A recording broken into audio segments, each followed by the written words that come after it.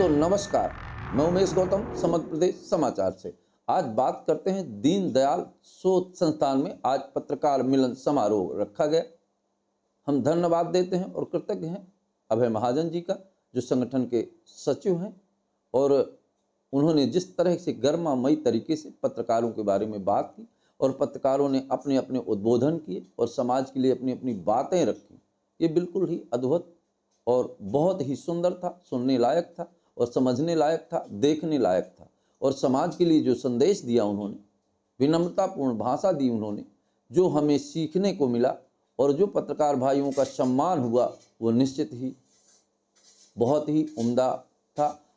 बाकी आपको हम वीडियो में दिखा रहे हैं कि कैसे और किसने क्या कहा। मान लेता हूं कि उसके अंदर पत्रकार करना तो दिल है ना, पत्रकार का जज्बा है। चाहे वो फ्रांस की क्रांति रही हो, चाहे रूस की क्रांति रही हो, चाहे भारत की क्रांति रही हो, पत्रकारों का एक अपना अलग वर्चस्व था। दुनिया में सारी चीजें जो आपको आसपास, आगे पीछे, ऊपर नीचे जो भी दिखता है, वो सब कलम से है।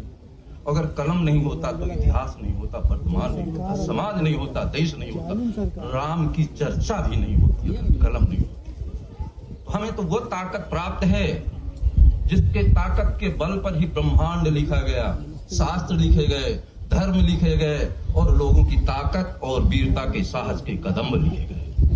दोस्तों, जो भी पत्रकार ये बोलता है कि वो मुझे धमकाता है, मुझे डराता है, तो वो पत्रकार नहीं, वो जीविका चला रहा है। पत्रकारिता एक मिशन है, समाज और राष्ट्र के निर्माण के लिए एक कुर्बानी है। कलम लेके घर से निकलो तो ये सोच के निकलो कि मेरे आने का समय का इंतजार मत करना, मैं राष्ट्र की बलवेदी पर अपने शब्दों के बाण से देश को निष्पक्ष और निर्भीकता की बलवेदी पर लिखता हूँ। इसलिए मेरे सारे लोग अच्छा भी चाहने वाले हैं और बुरा भी चाहने वाले हैं, मुझे डरने की जरूरत नहीं। और जिस पत्रकार के अंदर डर का भाव है, मैं तो कहता हूँ उसी पत्रकारिता छोड़ दी। मैंने एक कविता सुनी थी, मुझे पूरी तरह से याद नहीं, कि जब तोप मुकाबिल हो तो अखबार निकालो। तोप अगर मुहाने में खड़ा है तो आप अखबार निकाल दीजिए। और एक बात और बताऊं मेरे दोस्तों, मैं एक कार्यक्रम में गया था तो लोगों ने कहा, पत्रकारों के बारे में बहुत सारी लोगों ने कहा ये मांग है, वो मांग है।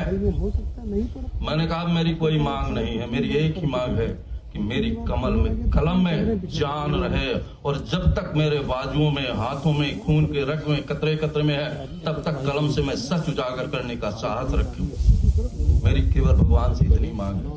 और एक बात बता दूं कि AK-47 में तो केवल 47 लोगों की हत्या कर सकता है, पर कलम की मारक क्षमता अनलिमिटेड होती है। कलम की मारक क्षमता का कोई अंदाजा नहीं लगा सकता। और जो कलम की मारक क्षमता से टकराता है, वो दुनिया में कोई भी रहा हो, आज तक सुरक्षित नहीं रहा हो, रावण ही क्यों ना रहा। तो मेरे दोस्तों, जिसके अंदर ये डर है और ये भय है कि लोग हमें डराते हैं, तो एक बार आईने के सामने खड़े हो जाइए और एक शब्द पूछिए कि मैं क्यों पत्रकार हूँ और काहे पत्रकार हूँ और क्या करता हूँ। मुझे तो बिल्कुल पता नहीं था कि मुझे आज आना है। मेरे बेटे ने सुबह सुबह कहा कि पापा चलना है वहाँ, मैं कई कारणों से व्यस्त था तो आमंत्रण को नहीं पढ़ पाया था। फिर भी मैं रास्ते में एक कर्तव्य बोध लिखा। मेरी बहुत सारी कविताएं हैं, मैं एक कविता और सुनाना चाहता हूँ, उसके बाद मैं कर्तव्य बोध आपको सुनाऊंगा। भारत हमारा अमृत काल और अमृत महोत्सव मना रहा है। बहुत खुशी की बात है, हम भी शामिल हैं, पर मुझे कभी कभी दुख होता है कि हम किस बात का अमृत महोत्सव मना रहे हैं। कि हमारे घरों में थोड़ा सा पानी बरसता है तो नालियों का पानी घर में घुस जाता है, इसका अमृत काल मना रहा है।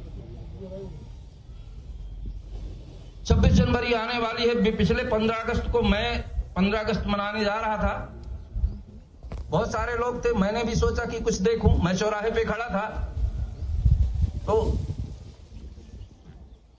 हमारे गणतंत्र दिवस ने मुझसे कुछ शब्द कहे। उन शब्दों की प्रस्तुति मैं छोटे से पद में आपको बता रहा हूं, जो मैं कह सकता हूं, छोटा सा सुनाता हूं।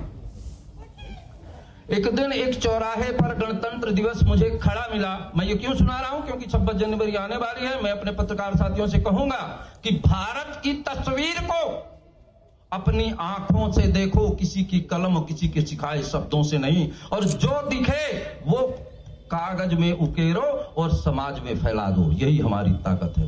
दोस्तों, एक दिन एक चौराहे पर गणतंत्र दिवस मुझे खड़ा मिला, अलसाया था, घबराया था, आंखों में आंसू भरे हुए।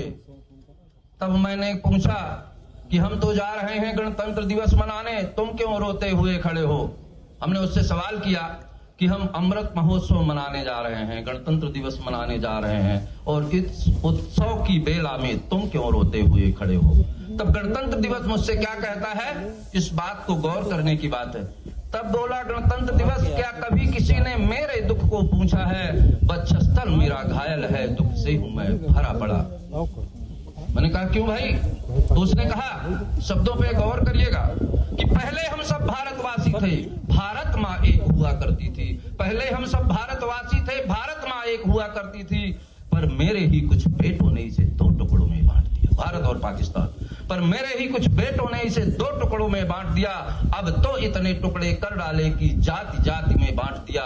मानवता का कर दिया हनन, शहीदों के बलिदानों का कर दिया पतन। मैंने कभी नहीं सोचा था मेरे बेटे इस हद तक गिर जाएंगे, धन लोभी और अत्याचारी निर्बल को खूब सताएंगे। इसलिए खड़ा मैं चौराहे पर रुकता हूँ। दोस्तों, आज एक बार आंख बंद करके मेरी कविता को देखिए तो आपको चारों तरफ अपने भारत की यही तस्वीर दिखाई देती होगी, क्योंकि मुझे ये तस्वीर दिखाई देती है। मैं रास्ते में आते वक्त एक छोटी सी कविता मैं देख के पढ़ पाऊंगा, क्योंकि मंडल है तो अपने इस क्षेत्र में बहने भी तो हैं पत्रकारिता के क्षेत्र में, तो कहीं न कहीं जल्दबाजी में ये छूट गया होगा। समाज का 50% तो मातृशक्ति का ही है, और उसके बिना दुनिया चल नहीं सकती। तो आगे पीछे जयप्रकाश जी अपने यहाँ भी है ना विश्वविद्यालय में पत्रकारिता का, तो जो बच्चियां वहाँ पढ़ती हैं, बहनें पढ़ती हैं, तो अगली बार हमें बातें तो हमारे राजेंद्र सिंह जी और विनीत जी ने दीनदयाल शोध संस्थान और नानाजी के विषय के बारे में बताया। तो मेरे मन में कुछ प्रश्न था कि चित्रकूट का अस्तित्व चारों युगों में रहा, सतयुग में भी रहा, त्रेता में तो हम सब जानते ही हैं मर्यादा पुरुषोत्तम राम, और फिर अब एक जानकारी लगी आप सब लोगों के माध्यम से कि द्वापर में कृष्ण जब मथुरा वृंदावन से सांदीपनि आश्रम उज्जैन पढ़ने गए तो चित्रकूट रुके थे वो, उसके ऊपर कुछ रिसर्च की जरूरत है, कुछ लोग कर रहे हैं। और इस वर्तमान कलयुग में तो हम सब लोग हैं ही, तो चित्रकूट के बारे में ये 50 किलोमीटर की परिधि और काम। मेरा एक बार बिल्कुल करबद्ध निवेदन है कि नाना जी को हम लोग जानते हैं, लेकिन नाना जी ने जो एक मॉडल डेवलप किया है समग्र ग्राम विकास का, तो एक दिन का समय आप जब भी निकालेंगे, हम सब लोगों के नंबर हैं, नहीं है तो नंबर भी नोट कर लेंगे, तो गांव में अपने समाज शिल्पी दंपति नाना जी का बहुत ही अभिनव प्रयोग था। अटल जी आए, कलाम साहब आए, तो इस समाज शिल्पी दंपति योजना से बड़े अभिभूत थे। और जब उस विषय को समझा तो क्या करते हैं, तो ये कृपया बिल्कुल मेरा करबद्ध निवेदन है, आप जब भी समय देंगे तो बिल्कुल 365 दिन में कभी भी तो एक दिन जो गतिविधियां अपने गांव की चलती है, और जब नाना जी आए और सब लोग जुड़ते गए, स्वावलंबन अभियान को ISO इंटरनेशनल स्टैंडर्ड ऑर्गेनाइजेशन, वो DNV कंपनी है नॉर्वे की, कई सारे लोग दिल्ली बंबई के सब बड़े लोग थे, उन्होंने कहा कि अपन नाना जी इसको अपन ISO का सर्टिफिकेट लेंगे। तो कई वर्कशॉप हुई, जो नॉर्वे की कंपनी थी उसके एक्सपर्ट्स थे, सारे भारत के ही थे। इतनी फीस लेते हैं वो, कोई जैसे कहते हैं भोपाल का जो रानी कमलापति स्टेशन है उसको ISO सर्टिफिकेशन मिला, तो उसके लिए 3 महत्वपूर्ण बातें हैं। एक तो सस्टेनेबल हो वो काम, रेप्लिकेबल हो, और सस्टेनेबल, रेप्लिकेबल, और क्या है विनीत बाबू, हाँ, मेजरेबल। ये सबसे महत्वपूर्ण, नापा जाए गांव को स्वावलंबी कैसे बनाना। अब इसकी माप क्या हो, 5 बिंदु नाना जी ने बताए थे, कि गांव में कोई स्वावलंबन में कोई गरीब न रहे, कोई बेकार न रहे, कोई अस्वस्थ न रहे, कोई अशिक्षित न रहे और विवाद मुक्त गांव।